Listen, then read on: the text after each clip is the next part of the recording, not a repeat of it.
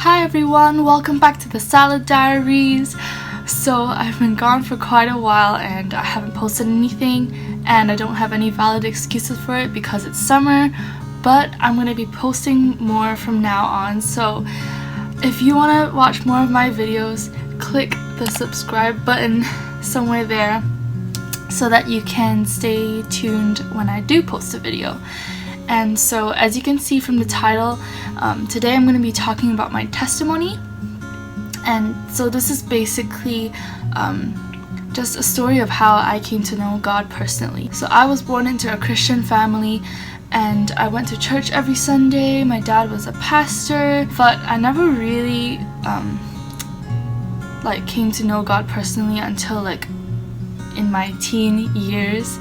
And I had a few experiences here and there when I was 11 or 12, but nothing that really grounded me in that personal relationship with God. So in 2014, when I was 15 years old, my life took a massive turn, and I would like to call them the series of unfortunate events, but God redeemed it. So stay tuned. My mom was diagnosed with cancer, and I still remember the day that she came back from the hospital and told me. I felt this instant surge of fear and also just I guess hopelessness in a way. It just kind of dawned on me, oh shoot, there's a high possibility my mom wouldn't survive this. And then another thing was that my parents' marriage was quite tumultuous, how do you say that word?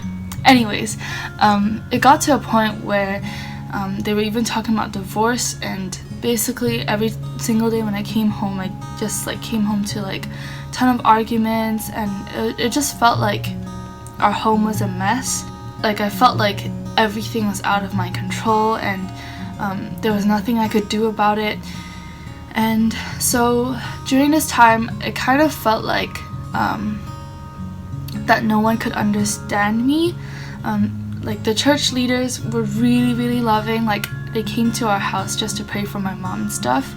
And my friends would occasionally ask how I was doing, but somehow when you're going through all of this, it doesn't seem like anyone else could understand.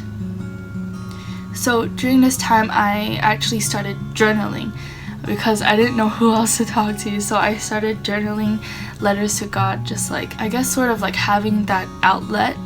And so it was actually through that I developed a relationship with God.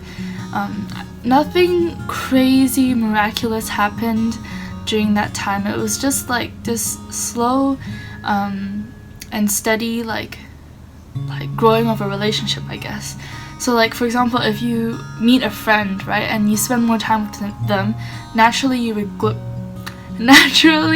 grow closer to them. So it was like that between me and Jesus. So that was the start of my friendship and relationship with God. And at the same time, my mom got a lot better. Over the years, she's recovered, and my parents' marriage, it's not fixed 100%, but I really do see God's steady hand over the years, and that how he's slowly redeeming things in our family. And so one thing I've concluded from all of this is that following Jesus isn't a form of escapism. So I looked up on the American Psychology Association dictionary thing, and they define escapism as the tendency to escape from the real world to the delight or security of a fantasy world. So basically, escapism is mentally or emotionally removing ourselves from the situation so that we don't have to deal with it.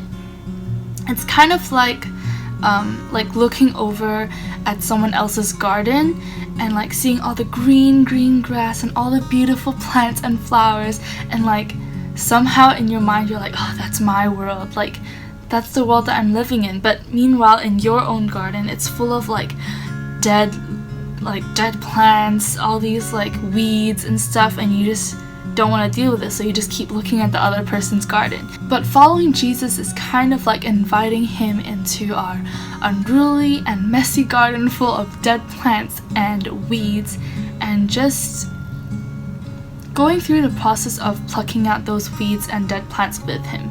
So he might decide to pluck out this dead plant really quickly, and he might decide to take out this weed slower than we want to. But I think we have to trust his timing, and I also think he really wants us to enjoy this process with him, and just to grow deeper in love with him, and to recognize how much he loves us. Just enjoy that sweet process of gardening with him, and like slowly, like Jesus will like plant different flowers, different like plants, like aloe vera or something, and one day you'll look at your heart and you realize like, wow, this is like evidence of God's love for me. Like all of these plants were memories of what Jesus has done in my life. Like that rose over there, oh, that was when I was in high school, and I needed God to move in this area of my life, But yeah, I think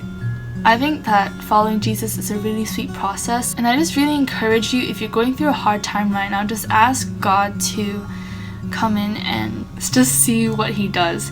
And so that's the end of the start of my relationship with God.